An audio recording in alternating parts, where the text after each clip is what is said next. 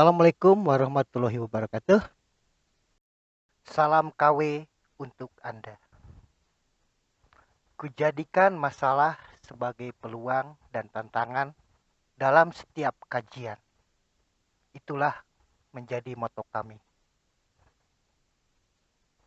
Kita bersama di channel Kandaga Winaya untuk memahami masalah dalam fenomena sebagai realita, harapan, maupun kesenjangan. Skemata, modus otoritas, serta riset menjadi landas tumpu kami dalam memahami fenomena sebagai satuan topik pembahasan channel Kandaga Winaya. Pada kesempatan ini, topik sajian kami pilihkan perihal kedudukan dan fungsi wacana. Kita memahami bahwa manusia sebagai makhluk sosial senantiasa berinteraksi di dalam suatu lingkungan. Dan dalam interaksi tersebut, bahasa digunakan sebagai media komunikasi antar partisipan. Nah, sekarang, urgenitas kita membahas wacana, dalam konsep ini, kita pahami wacana menjadi penentu komunikasi antar partisipan dengan membedakan bahasa lisan maupun tulis, sehingga kita perlu memahami kedudukan dan fungsi wacana. Itulah urgenitas kita dalam bahasan ini. Jadi intinya bahwa manusia harus memahami wacana sebagai parameter atau wilayah komunikasi antar partisipan. Nah, sekarang permasalahannya bahwa partisipan, maksud, tujuan, serta konteks komunikasi menentukan pemahaman terhadap kedudukan dan fungsi wacana. Sehingga hal tersebut dipandang sebagai masalah. Nah, jadi partisipan, maksud, tujuan, serta konteks komunikasi menentukan pemahaman terhadap kedudukan dan fungsi wacana. Nah, sehingga hal tersebut menjadi dasar pemahaman kita untuk mampu memahami wacana. Nah, saat ini mungkin terjadi kesenjangan pemahaman manusia terhadap wacana tersebut. Oleh karena itu dalam topik ini kita bahas perihal kedudukan dan fungsi wacana. Nah, tadi disebut di awal bahwa bahasa memiliki peran utama sebagai media komunikasi. Dalam komunikasi, bahasa digunakan sebagai alat transaksi pesan. Jadi fungsi utama bahasa dalam komunikasi dipandang sebagai alat transaksi pesan. Nah, pesan dalam transaksi tersebut dipengaruhi oleh adanya partisipan, maksud, tujuan, serta konteks komunikasi itu sendiri. Oke, nah itu menjadi dasar bahwa bahasa, komunikasi, transaksi, pesan, partisipan, maksud, tujuan, serta konteks itu yang akan mempengaruhi perihal wacana dalam kehidupan kita sehari-hari. Nah, selanjutnya kita lihat transaksi pesan. Transaksi pesan itu dipengaruhi oleh adanya sumber pesan, mekanisme psikofisik, strategi produktif, dan kebahasaan. Jadi, suatu pesan bisa ditransaksikan apabila ada sumber pesan, ada mekanisme psikofisik, ada strategi produktif, dan ada kebahasaan. satuan dari bahasa tadi akan membentuk sebuah wilayah di mana hal tersebut menjadi wilayah antar partisipan bertransaksi pesan dan transaksi maksud, transaksi tujuan sesuai dengan konteksnya. Oleh karena itu, wacana dipandang sebagai satuan bahasa tertinggi, terlengkap, terbesar dalam satuan gramatikal maupun semantik. Mengapa dipandang sebagai satuan tertinggi, terlengkap, terbesar dalam gramatikal maupun semantik? Karena di dalam wacana itu sudah terkandung adanya tema, adanya topik, adanya kekoherensian, kekohesian, serta adanya konteks. Nah, jadi ketika partisipan bertransaksi pesan, itu akan dihubungkan oleh adanya wacana. Jadi wacana itu wilayah yang menghubungkan antara partisipan ketika bertransaksi pesan. Jadi dapat dipahami bahwa berhasil tidaknya transaksi pesan menggunakan media bahasa apabila dikendalikan oleh adanya wacana. Jadi wacana dapat kita pahami sebagai wilayah di luar kebahasaan. Jadi dia lebih luas. Karena itu sudah lengkap, mengandung gramatikal, mengandung semantik, tertinggi, terlengkap, dan terbesar. Karena di dalam wacana itu sudah termasuk ada tema, ada kekoherensian, kekontekstualan, kohesi, serta topik. Nah itu, jadi wacana dipandang sebagai satuan bahasa terlengkap, terbesar, tertinggi dari aspek gramatikal maupun semantik. Nah, sekarang apa pembeda wacana ketika itu dilakukan transaksi pesan antar partisipan sesuai dengan konteks? Pembeda pertama adalah konten pesan. Kedua, konteks komunikasi. Dan yang ketiga, konstruk penyajian. Jadi pembeda wacana itu ditentukan oleh konten pesan, isinya. Apa isi pesan dalam transaksi tadi? Kemudian konteks komunikasinya. Dan yang berikutnya, konstruk penyajian. Oke. Nah, sekarang kita lihat dari konten pesan dalam wacana.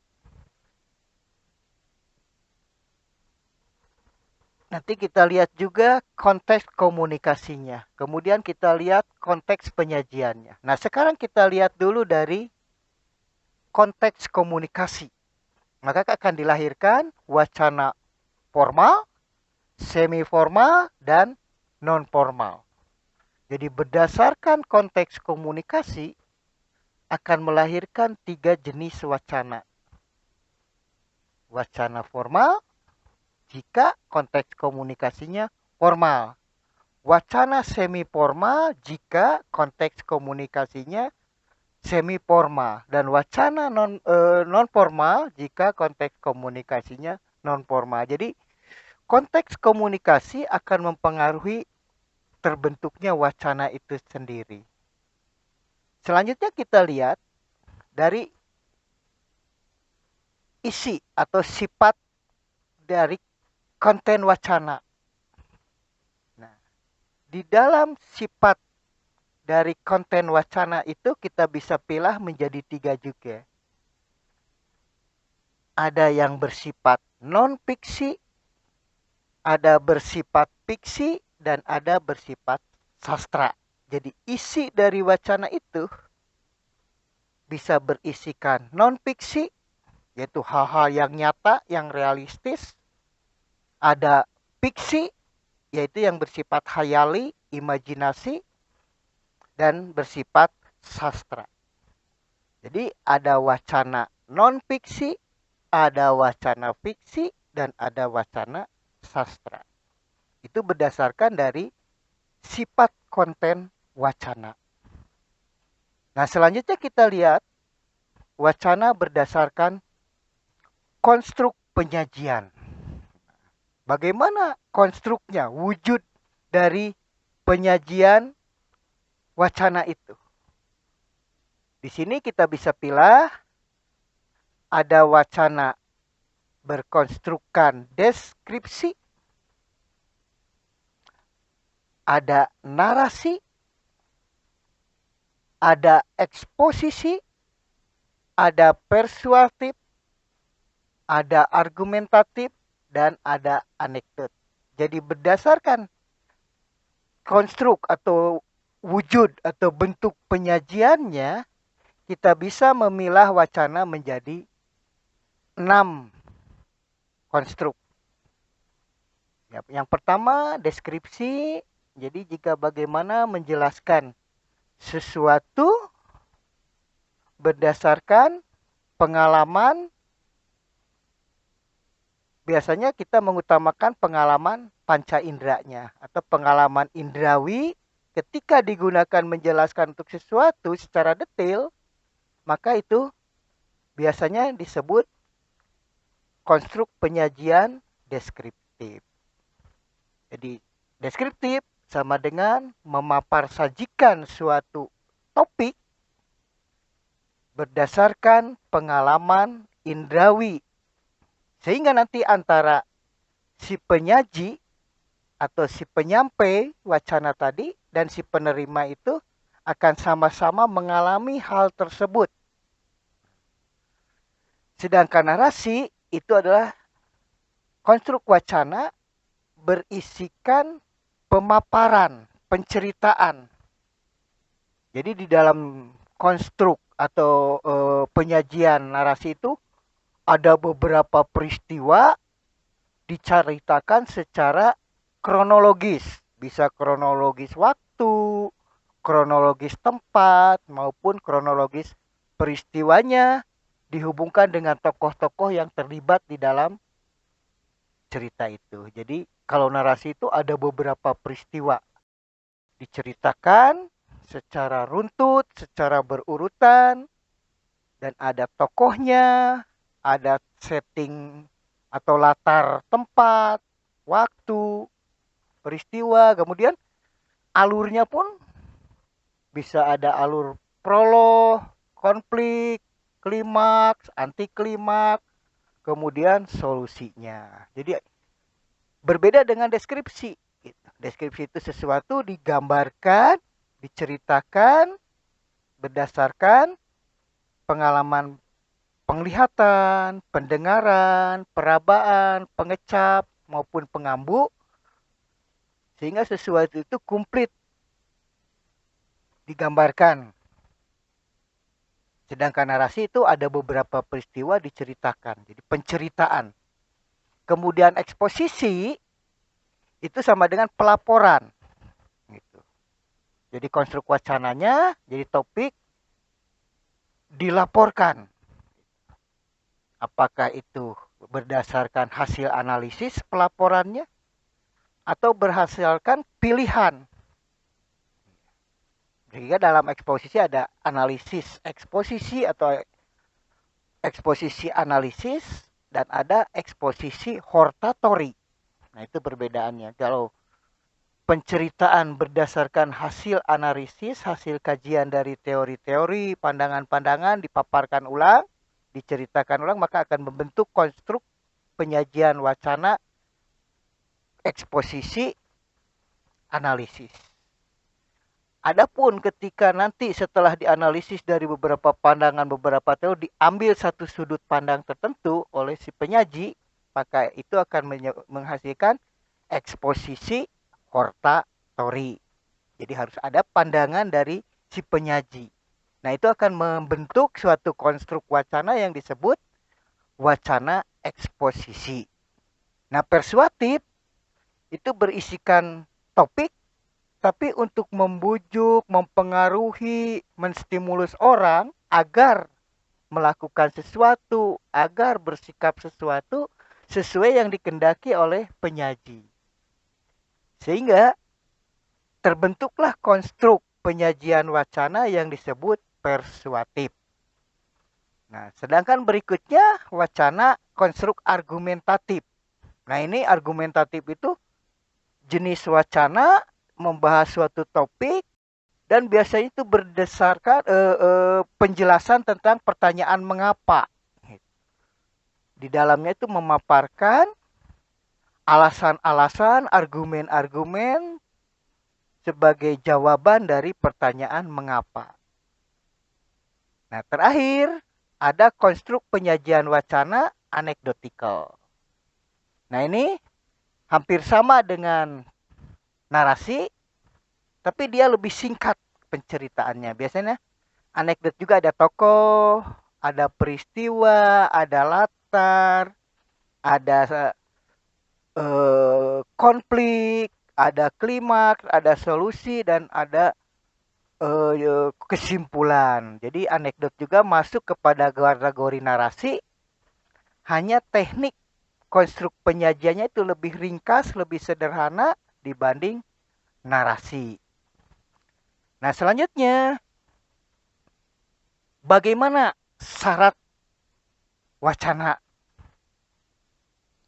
Baik konstruk deskripsi, narasi, eksposisi, persuasi, argumentasi maupun anekdot harus memenuhi 3 syarat. Pertama, syarat kepaduan. Kedua, syarat keutuhan. Dan ketiga, syarat kelengkapan. Nah, jadi sebuah wacana dipandang berhasil, dipandang baik apabila dia memiliki kepaduan. Padu dalam hal apa? Ya, padu antar konsep dari bagian-bagian wacana itu. Bisa kepaduan antar kalimat dalam satu paragraf, bisa juga kepaduan antar paragraf dengan paragraf berikutnya, bisa juga paragraf dengan paragraf dalam suatu bab, bab dengan bab berikutnya membentuk satu buku, jika itu wacananya berbentuk buku. Kalau makalah bagaimana? Ya sama saja. Nanti bagian-bagian dari makalah itu harus membuat suatu kepaduan berdasarkan penggunaan aspek kebahasaannya. Kemudian keutuhan. Keutuhan itu bagaimana hubungan antara bab 1 atau bagian awal sampai bagian akhir. Apakah dia membentuk suatu kesinambungan atau membentuk suatu nalar pikir? Apakah itu pola induktif, deduktif, reflektif, kreatif, atau evaluatif, itu harus dibangun menjadi suatu keutuhan akibat adanya kepaduan kebahasaan. Kemudian kelengkapan. Kelengkapan itu berkaitan dengan komponen-komponen dari data, dari isi tadi. Ya, apakah sifatnya kuantitatif atau kualitatif? Apakah itu bersifat sinambung, saling berhubungan, atau kausalitas. Jadi data-data yang membentuk hubungan tadi itu dibutuhkan sebagai syarat dari wacana. Jadi wacana dipandang baik, berhasil apabila wacana memiliki kelengkapan dari isi wacana, kepaduan, bagaimana menghubungkan antar bagian dari wacana itu menggunakan aspek kebahasaan, dan keutuhan, bagaimana dia membangun nalar atau hubungan antar bagian membentuk suatu konsep. Dengan syarat tadi, maka akan terjadilah proses transaksi pesan antar partisipan, dan apa yang disampaikan oleh penyaji wacana kepada penerima itu akan dipahami dan terjadilah suatu transaksi pesan sesuai dengan maksud, tujuan, tema maupun topiknya. Oleh karena itu, dalam bahasa, wacana itu sangat diperlukan. Karena dia berada di wilayah luar kebahasaan.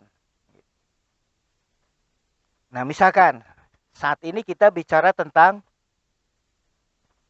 situasi ancaman kemiskinan masyarakat dunia misalnya. Nah, ketika kita membahas tentang kemiskinan dunia, ya semua akan kena ke sana. Oh iya, itu yang disebut wacana.